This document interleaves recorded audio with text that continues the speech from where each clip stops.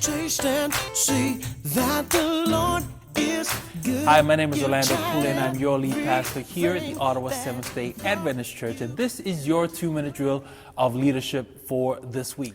It is the fourth quarter for 2013, and as a church, we are seriously asking ourselves the question, what does it mean to be a church? And we're not talking about the physical building of the church. We're not talking about the architecture.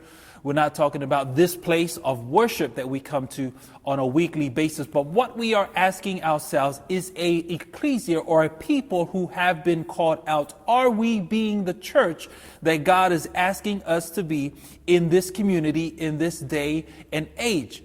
And how we're perceiving it is that we're looking at the church as a brand that God has given to us, the quality of the brand of those who have been called out.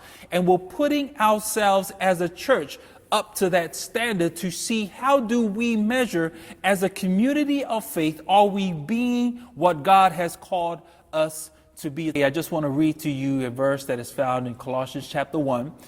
From verse 15 onwards, because it talks about who God is and who the church is. He is the image of the invisible God, the firstborn over all creation, for by him all things were created and are in heaven and that are on earth, visible and invisible. Whether thrones or dominions or principalities or powers, all things were created through him and for him.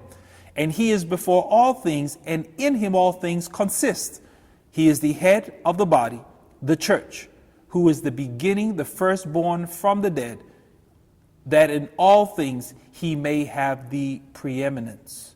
When I read this verse, what it reminds me of is that as a body of believers, yes, we will go through struggle, we will go through pain.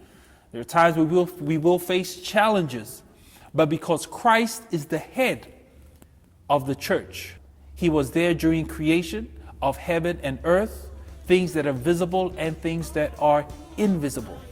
And so we do not have to worry because we have a God who is the head of this church. Christ is just asking us to reflect who he is so that people can fall in love with him. Not us, but people can fall in love with him. This is your 2-minute drill of leadership. God bless.